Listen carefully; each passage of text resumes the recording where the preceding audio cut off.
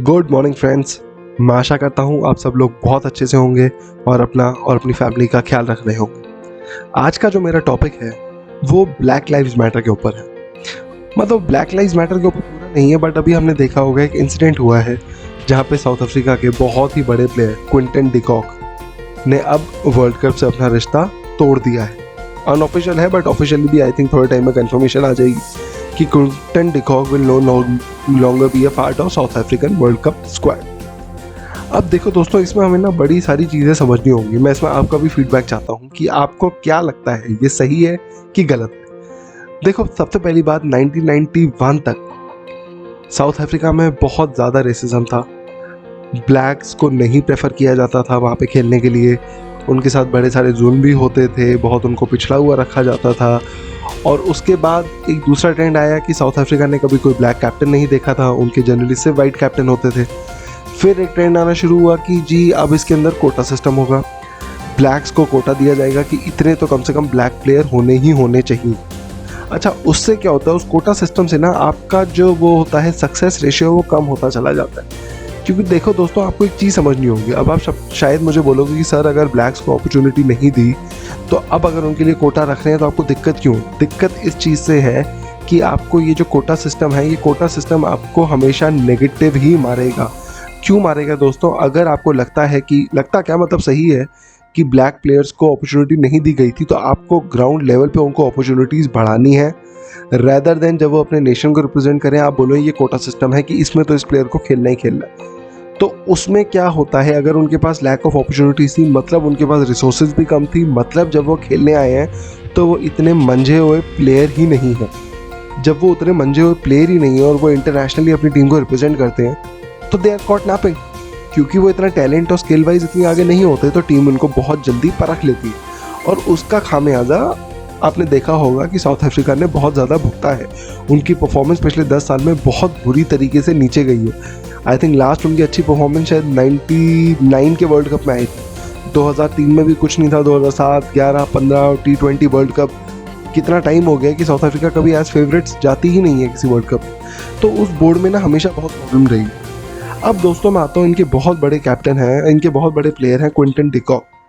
अब दोस्तों इन्होंने कहा है ड्यू टू पर्सनल रीजंस मैं इसमें नहीं पार्ट लेना चाहता। देखो दोस्तों, इस चीज़ में मैं क्विंटन डिकॉक को सपोर्ट करना चाहता हूँ। वो मैं क्यों करना चाहता हूँ? क्योंकि मुझे लगता है, जैसे अगर आप रेसिज्म की बात कर रहे हैं कि हमें रेसिज्म के लिए ये करना चाहिए वो करना चाहिए, पहली बात तो ये है कि दुनिया में बहुत सारे टॉपिक हैं जिनके ऊपर बात होनी चाहिए। हम बार बार कहते हैं स्पोर्ट्स को पॉलिटिक्स से अलग रखो। अगर आपको स्पोर्ट्स को पॉलिटिक्स से अलग नहीं रखना तो आपको बहुत सारी चीज़ें इसके अंदर डालनी पड़ेंगी और आपको उन सब चीज़ों के बारे में बात करनी पड़ेगी।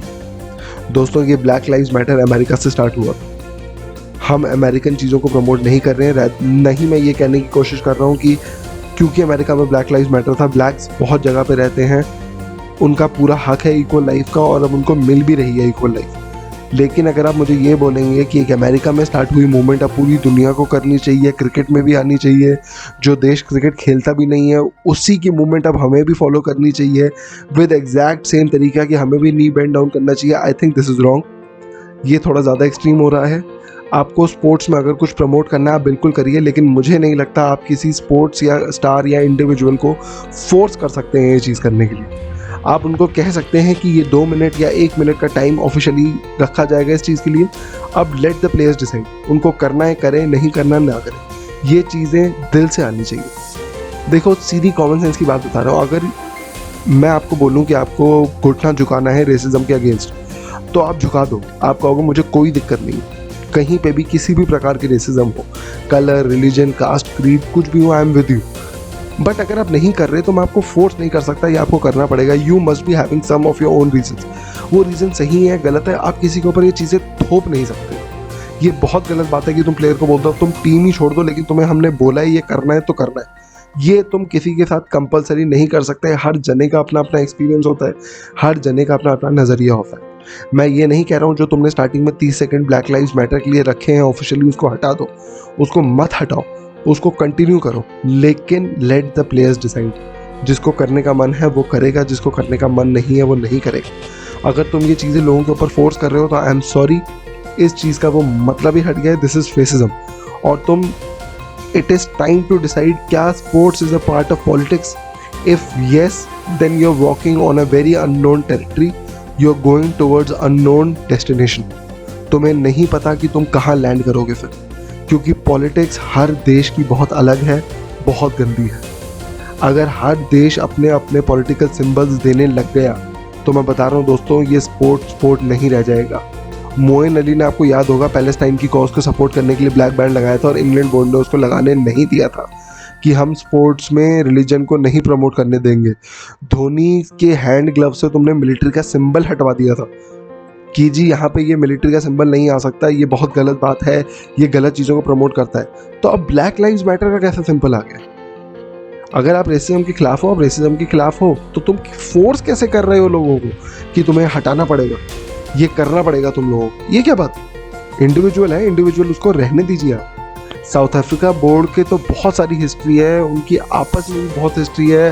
पहले वो वाइट्स को प्रेफर करते थे, अब ब्लैक्स का कोटा है, अब ब्लैक्स वहाँ पे इंचार्ज बनना चाहते हैं जो वाइट्स के अगेंस्ट हो गए हैं। वहाँ पे एक दूसरा एक्सट्रीम आता जा रहा है। तो देखो दोस्तों, मुझे ये लगता है कि स्पोर्ट्स को बिल्कुल पॉलिटिक्स से बाहर रहना चाहिए, क्योंकि अगर आप एक तरफ ये कहते, अब आप देखना ये ब्लैक लाइव्स मैटर के लिए खड़े हुए हैं, अब लोग कहेंगे वाई नॉट एशियन हेट के अगेंस्ट, वाई नॉट जो बांग्लादेश में हिंदूज पर अटैक हुआ उनके लिए, या जगह जगह पे जो चीज़ें होती रहती हैं उनके लिए।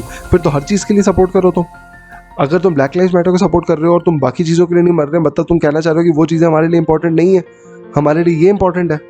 तभी मैं कह रहा हूँ। और तुमने कहा है हर मैच से पहले, या तो वर्ल्ड कप मैच के पहले दिन एक है और इस चीज़ को ख़त्म कर दो। अब तुम कह भी रहे हो कि नहीं, हर मैच से पहले तुम्हें करना है। ये तो I think is extremely and forcefully making players do something which I don't think half of them also understands कि इसका क्या मतलब है, क्या लॉजिक है। अमेरिका में ऐसे तो पहले बहुत सारी रेसिज्म हुई, बहुत लोगों ने रेसिज्म फेस करी है, सिविलाइजेशन को वाइप आउट कर दिया गया। अब अगर ये चीज़ अमेरिका में हो गया तो late it be inside America only ना। अमेरिका में प्रॉब्लम है ना ब्लैक्स को, यूके में, हमारे देश में तो नहीं है। क्रिकेट प्लेइंग नेशन में तो इतनी प्रॉब्लम ही नहीं है, चाहे वो इंडिया, पाकिस्तान, बांग्लादेश हो या वो हो वेस्ट इंडीज़, वैसे ही सारे ब्लैक्स के। एक साउथ अफ्रीका में तो प्रॉब्लम है ना, ऑस्ट्रेलिया में प्रॉब्लम है, इंग्लैंड में जो चलता है, इनका सब इंटरनल मैटर है। तुम उसको ऑफिशियली एक वर्ल्ड स्टेज पे क्यों ला रहे हो? किसने कहा है तुम्हें वर्ल्ड स्टेज पे लाने के लिए? कि अमेरिका का इशू है, let it be confined to America. और अगर तुम यहाँ पे ला रहे हो तो I am sorry, you have to take a decision very fast.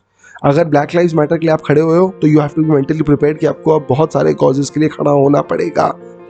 I am in favour. अगर क्रिकेट को लग रहा है cricket is not beyond politics, then it bloody stands for everything. You have to stand for everything now, and if you start choosing, then I am sorry, you are a fascist.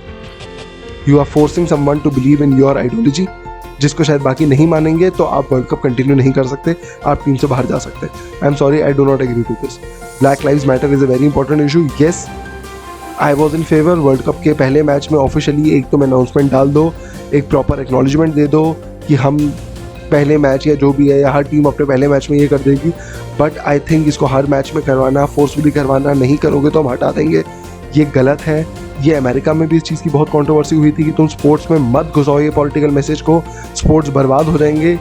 I think you have taken the wrong road, और इस चीज़ की अब backlash होगा। अगली बार जो भी चीज़ें होंगी, अब देखना क्रिकेट बोर्ड्स कितने प्रेशर में होंगे कि उस चीज़ को भी प्रमोट करना पड़ेगा। लेट्स सी आगे क्या होता। बट दोस्तों, आप प्लीज़ अपना फीडबैक शेयर करिए।